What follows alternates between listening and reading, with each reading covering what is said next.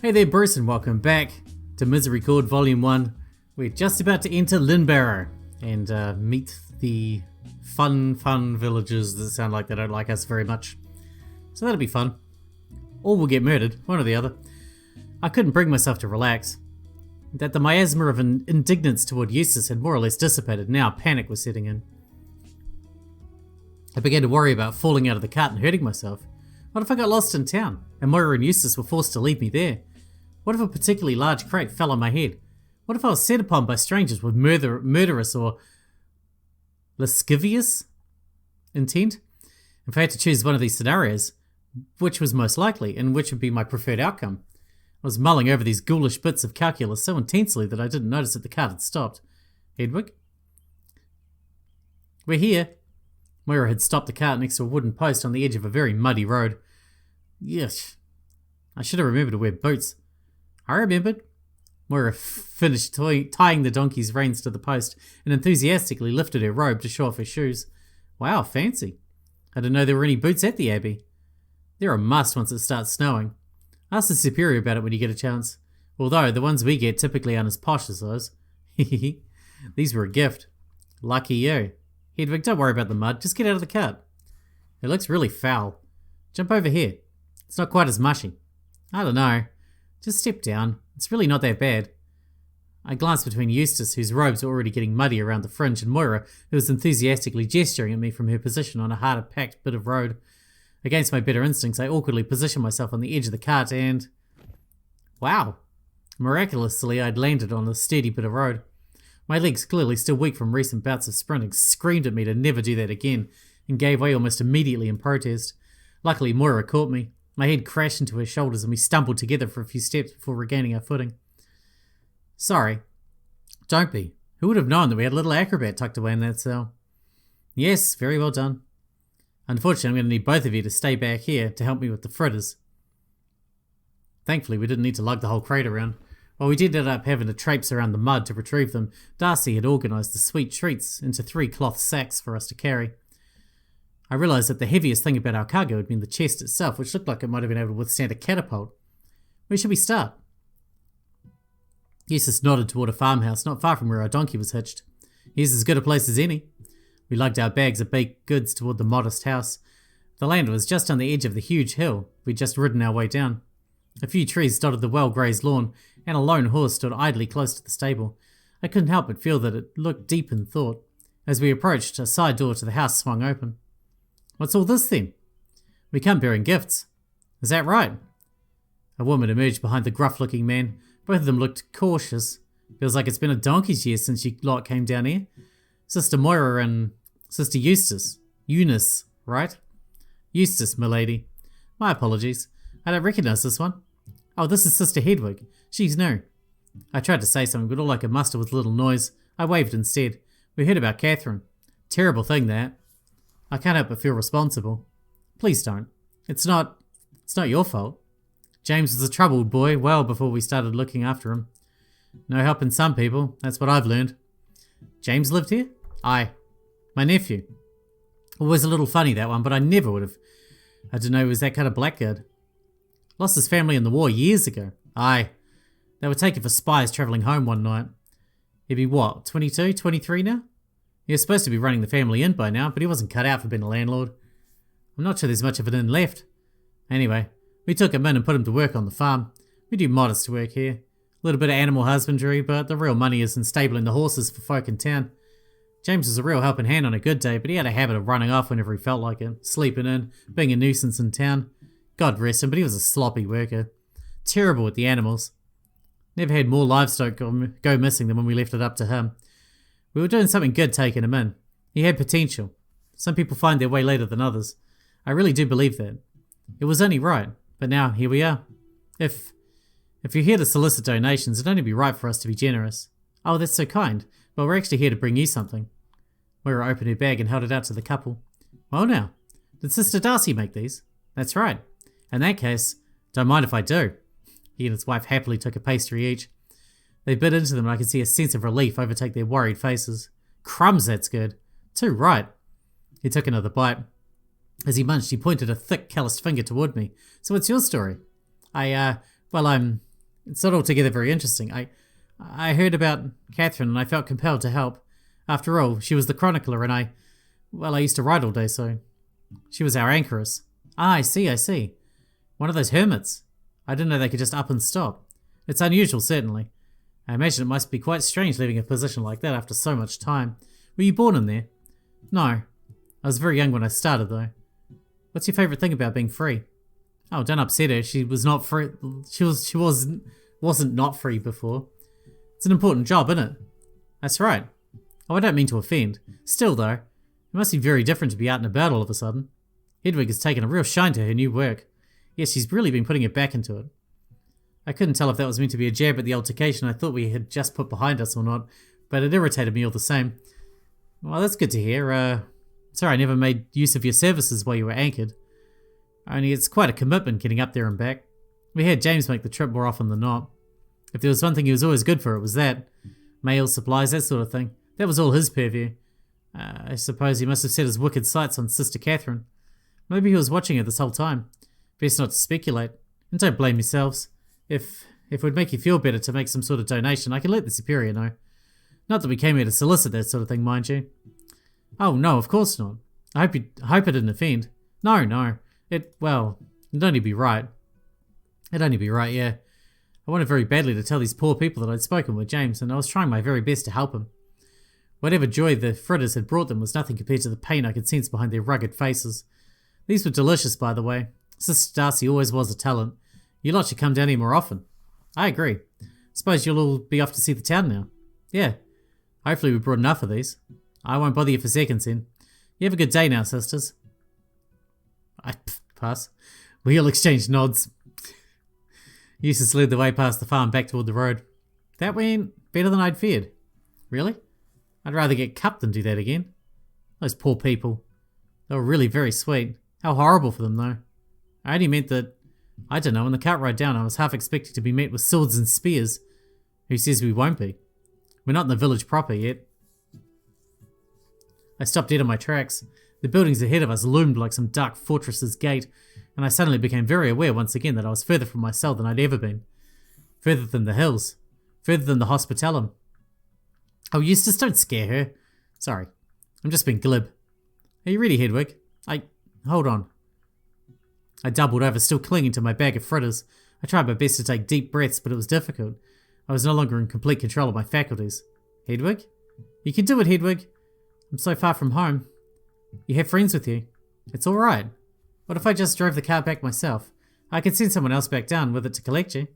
I've had quite enough for a day, I think. Do you know how to drive a cart and mule? It's going to be fine. Look, I was just grousing on the ride down. It's just silly personal drama. I probably made it seem bigger than it really is. And worse, it'll be a little awkward. You can handle awkward. Want to go back? Look, if someone's rude to you, you have my permission to slap them. Eustace? I took a particularly large gulp of air and stood straight up. Uh-oh. Look, you definitely shouldn't slap anyone here. I was joking. It was funny. Okay. But seriously, don't. I won't. I would never. Guess I got lucky. Are you ready? Let's get this over with, shall we? Entering the village proper was immediately dizzying. I'd only just started growing accustomed to the size and scope of the abbey. But now I was surrounded by buildings and streets that were unto themselves their own little abbeys. Despite being spread out between buildings, courtyards, gates and windows, I've been able to think about Limbo Abbey as one place. Leaving my cell had been painful, but I was at least in the world that I could understand. I couldn't bring myself to think about the village in the same way. Even though it was the village of Limbo, I tried to stretch my understanding to include all of these places in my head as Limbo, but it was impossible. I had no idea how Eustace and Moira could walk so calmly between shops and houses and inns and not feel terrified. Does that sound mad? It sounds mad to say it aloud. But it really was impossible to comprehend. One could not walk, I presume, from one house to another the way that I was allowed in the abbey. The only place I was restricted from going was the back of Eustace's library, which was really only a request. I watched people knocking on doors and waiting for someone to invite them in. I saw men standing impatiently outside of shops waiting for proprietors to return. Everyone, it seemed, was beholden to the terms of some uneasy peace treaty. Everyone was the king of their own little castle. Living like this would make me even more miserable than the abbey did. As we passed people in the street, we would offer them fritters from our bags. Most conversations were short, if there was conversation at all. Moira was perfectly chipper and Eustace maintained her usual calm demeanour through even more brisk encounters. The rudest people acted as if we weren't even there. One even bumped Eustace on the shoulder, and I'm sure it was on purpose. Eustace didn't react at all, save for a quietly muttered curse word I dare not repeat. For my own part, I was doing my best to keep up the act. I dragged my feet in lockstep with my cohorts. I went through the motions of lifting up the bag. I didn't speak unless I absolutely needed to. I forced a smile at each passerby instead, hoping it would be enough. My cheeks were already numb by the end of the first street. Goodness, we still have so many left. Darcy made too many as usual. That's just like her. She's very kind. Is there something wrong with her making lots? No, of course not. No.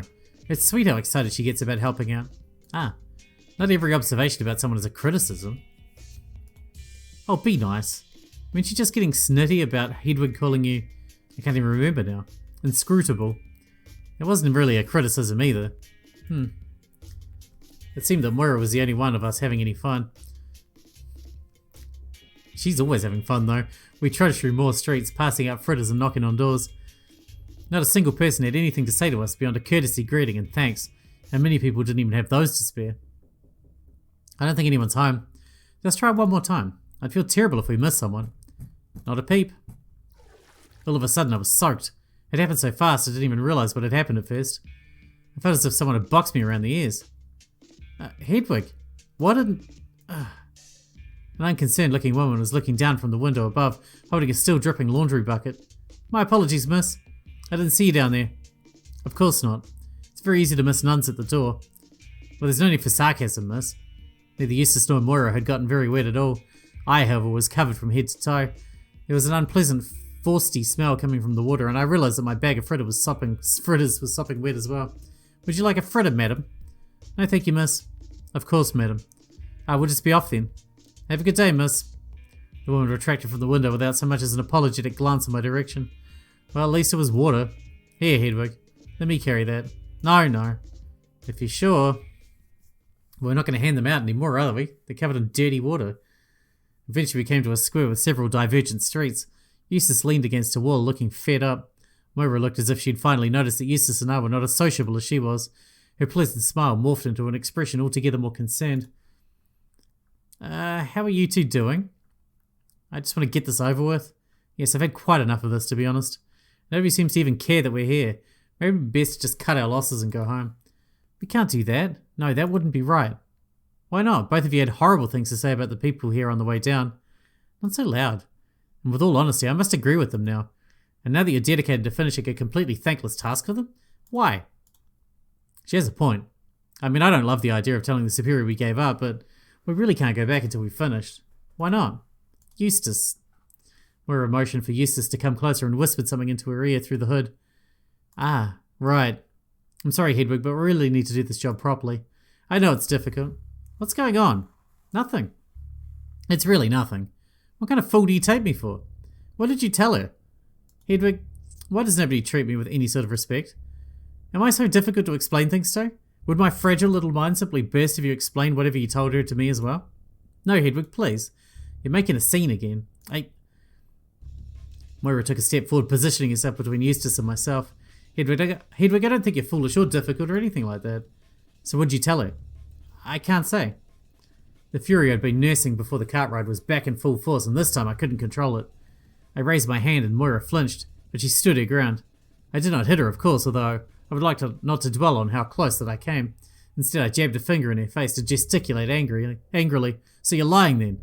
No, wait, Hedwig, don't. Oh, how like Elisha I felt. Not bald, but nonetheless belittled and insulted for things outside of my control. I cursed Moira. I cursed Eustace. I cursed the whole town for all to hear. We need to get her back to the Abbey. This isn't healthy for her. But I hope Angela was right about bears. Huh? I said I hope Angela was right about the bloody bears. I don't follow. Eustace was nonplussed, but Moira had pieced my admittedly cumbersome insult together. Tears were rolling down her cheeks. You don't really mean that, Hedwig. Her sniffling caught me off guard. But before I had a chance to feel sorry, she'd stormed off away from the town square. Why is Hedwig such an asshole? Her bag of fritters was still in her hand, and I remembered that it bounced so inelegantly that it would have been funny if any other situation. Eustace cast a mild yet dark expression at me. If you wanted to get back to the Abbey sooner, you should have kept that little tantrum to yourself. Well, what did she tell you? Never you mind. She hoisted her bag over her shoulder and made to follow Moira. Stay put. I'll clean up this mess. Wait, you leave me alone? Yes. But no, that's silly. Let me come with you. I'm sorry about all that. It's just so different and... Stay. Put. Why? Because I don't really want to be around you right now. But we're friends still, right? We said so. You said so in the car. Without another word, she turned around and set off after Moira. I was left all alone in the town square, my frock still dripping mildewy water onto the cobblestones. I let the wet sack of food fall to the ground and sat down on a low wall. I gripped the bricks, digging my fingernails into the hard stone and biting my own lip, trying not to cry. Was my behaviour so out of line? I deeply regretted upsetting Moira, but I had withstood just about enough for one adventure. It's not her fucking fault, though. I was in a strange place where strange things were happening to me. And now I was all alone. Even now and then, one of the townsfolk would walk through the square, but pay me no mind. A dog wandered over to me and I froze. I'd never seen one before. I recognised it instantly, but I was scared stiff. Even if it was a farm animal, I couldn't help but notice its sharp teeth and animal eyes. Shoo, I'm not food. The hound ignored my pleas and instead began sniffling around my legs. I held my breath as it rudely prodded my stomach with its snout all of a sudden. Please? Please? Please go away? I yelped as the creature drew itself up onto its hind legs and rested its front paws on my knees. Not daring to move in case it felt like tearing me into pieces, I whimpered as it continued sniffing. After a genuinely harrowing handful of moments, I finally decided it didn't seem all that tasty. And returned to the ground, but not before licking my face for good measure. I was relieved that I was spared from becoming its dinner, but... Come now, why are you laughing? I was frightened. I could have been eaten. Oh, really now? Anyway, the beast turned its attention to the sack of fritters on the ground.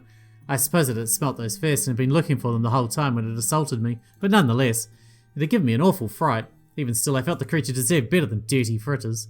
Leave those alone. They're all foul and soggy. The dog paid me no mind and wrestled with the sack until the contents spilled out onto the stone.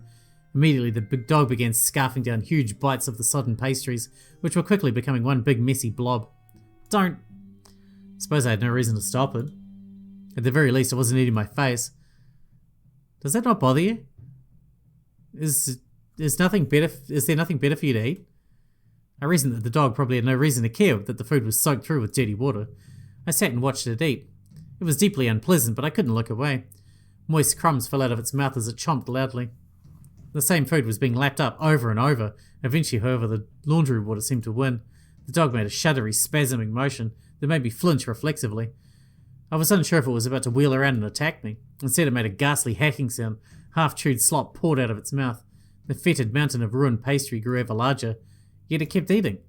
I paid no mind to what assuredly must have tasted even worse after coming out than before it went in. Had this creature been a man, I would have begged him to stop. But all I could do was watch it continue to regurgitate and reconsume the horrid slop the sweet pastries had become. And then I heard a sound of trumpets. A mule and a wooden cart had arrived in the town square. No driver sat in the front seat. A wooden pole sat in place of a rider, reaching up to the sky. I moved to gaze up at the pole to see the large flag, or perhaps a kite, was drifting idly in the midday breeze. I held my breath as the cart passed me by. Another cart passed me by, and then another. Each flying a new colour, a different flag, a new kite. They drove in circles around the square. I think there were a dozen in all. The dog chased at the tails of the mules as they walked past, dodging out of the way of the wheels at the last possible moment each time one came too close. In between each cart's passing, the little creature would return to its prized mound of filth for another bite, before getting distracted again by the next donkey tail. The trumpets blew again, this time much louder, deeper, more mournful.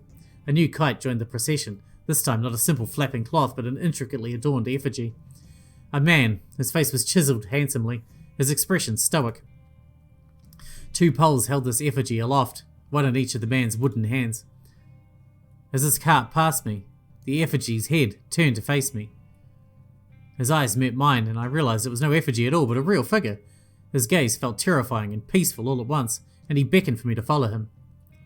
The dog had disappeared, only its horrid meal remained. I took care to avoid stepping it as I left my perch on the low wall and followed the cart as it peeled away from the procession in the square. I assumed it continued behind me, I do not know. I was transfixed by the cart ahead of me. I followed the cart and its floating rider through the empty streets. I felt disconnected from my body, as if my footsteps were happening after I'd already performed the next. I was drifting over the cobblestones. I felt as light as the man above the cart did. The sight of the effigy had already made me weep, but I could feel a confused urge to burst into sobs welling up inside me. But I also felt light, calm, and even joyous. I felt everything there possibly was to feel at once. As the cart reached a dead end, however, I felt a moment of doubt. I didn't want the sensation to end. I doubled back, hoping the cart would turn and lead me again. It did no such thing. I felt a brief moment of panic as I turned around to perhaps coax the man to follow me, and saw that it had disappeared. I gasped and lunged around again, hoping that I'd missed it passing me. No such luck. I spun around again and again until I realised that I was no longer touching the ground. I floated above the village. I could see all of the streets, all of the houses, all of the nasty little fiefdoms, and the people who ruled them. I was being pulled up and up by some force that I knew I'd given myself over to. This was right. This was where I needed to be. The strange sensation that I was being tugged up by the scruff of my neck eventually gave way to a feeling of blissful control. I was flying now, just as the man above the cart had been. I was flying higher, in fact, and the people below could see me, could see what their cruelty and indifference had wrought. My ascendance, their abandonment. But then I felt that hand around my neck again, firmer this time, more assertive. I was dragged by the throat the rest of the way up to my destination. A plateau above the village overlooking the lake. I struggled to breathe. My breath was ragged. I begged with whatever it was that held me to let go. Eventually I was flung into the grass. I fell on my back, into the cold dew, and my head crashing against the dirt. I felt a ripple of pain emanate from the back of my skull all the way out through my whole body. I couldn't move anymore. I stared into the clouds. They were a deep grey, heavy with rain. They covered the sky almost completely, save for a bright spot growing brighter above me. The clouds parted and the man I'd followed appeared in between them. He was a gigantic, magnificent, terrifying. His piercing stare kept me pinned to the ground. The trumpet sounded one final time. The man finally blinked, and with a slow and regal grace he withdrew between the black rain clouds that flanked him. It began to pour. I was all alone. It was like God from Monty Python's Holy Grail.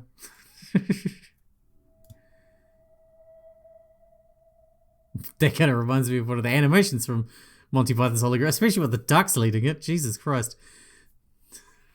It's so random. Sister? I thought I saw you wandering up the hill. Are you alright? You'll catch cold if you stay out here too long. Come on up you get. No. What's gotten into you? It's a good thing I stepped outside when I did. I'd hate to think what would have happened if you'd gotten stuck up there on your lonesome. You feel quite clammy. Where'd your friends get to? Did you get lost? You were the new one, eh? Easy to do round here. I still have to second guess myself. Sometimes I wander further than the inn. We can send you up to the Abbey once you're warmed up. Are you hungry? I'll tell the wife if we have a guest. Lucky enough, we always keep enough around for 3.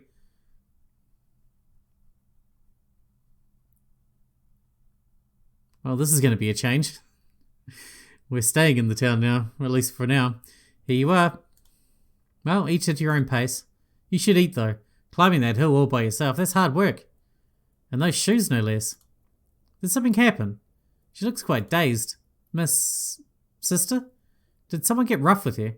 Or did you have a fall, perhaps? I imagine it'd be easy. That path hasn't been taken care of in donkey's years. Is there anything we should tell you at Bess? Eat up, dear. This is not on. If one of those towny bastards mistreated her, they won't hear the end of it. She's shaking her head. Thank God for that. Do try to eat something. Whatever happened has clearly rattled you. Catherine. The dead woman. No. No, she means our Catherine. Birthmark on her face. If you say so. I'm rubbish remembering that sort of thing. The tall woman from the estate. You remember? So she really did take the vows. Well, I'll be. Yes. She lives in the Abbey now. Couldn't bring myself to look at them. And do you think she could kill someone? What sort of question is that? Well, yes. Harold. It's common knowledge. Even still, you're upsetting her. She's clearly a little touched right now. What is common knowledge? Well, Harold, don't upset her any further. She killed her husband, didn't she? Now look what you've gone and done. Who was her husband? The lord of the estate by the lake. It was a terrible scandal.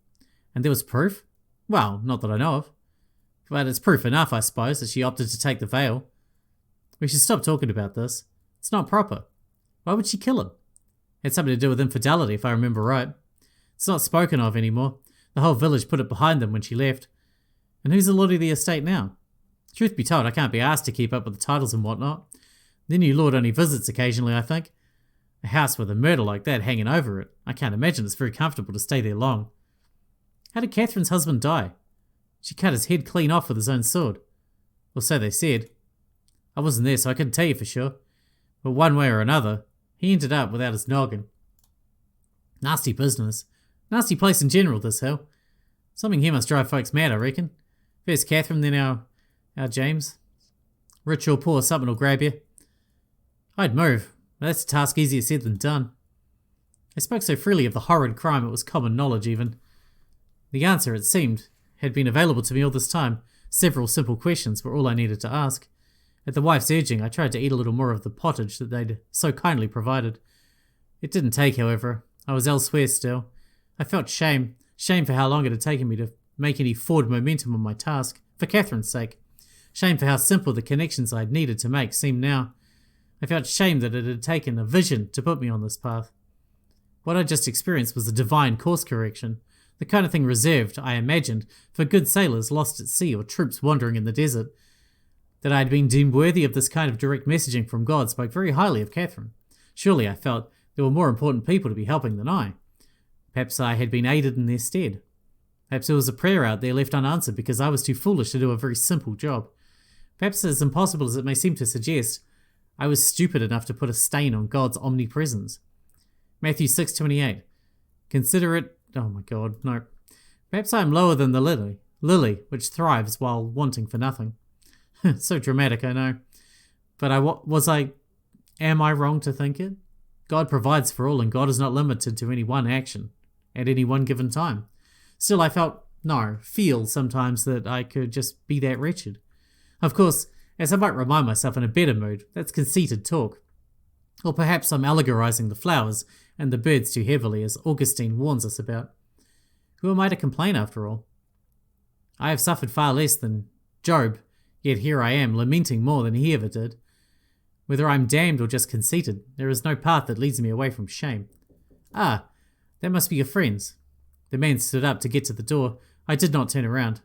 I was deep in thought staring into that fireplace. The flames were more comforting, more understanding, more understandable than any pair of eyes I had ever looked into. I could hear pleasantries being exchanged, footsteps on the wooden floor.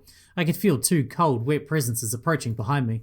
Soon I would have to leave the comfort of the fireside to join them. Hedwig? Sister Moira? Sister Eustace? Can you forgive me? Well, that seems like the perfect place to wrap it up. I know we're a little bit early, but that's perfect. We're leaving town right now. Wrap it up. I feel like I kind of I'm sympathetic for Hedwig's position, but at the same time, and she's not that familiar with how to deal with people, but she is kind of acting like a jerk at times, you know? Just a bit going a bit far, you know? Whatever. Anyway, well, I guess we'll see what happens when we get home. At least we got some information. Not the information we wanted, though. I mean, we got the answer, but I assume we wanted someone to say, no, Catherine would never hurt anyone, blah, blah, blah. Which is no surprise they didn't do that. Anyway, enough of that. See you in the next one, Bruce. Thanks for watching.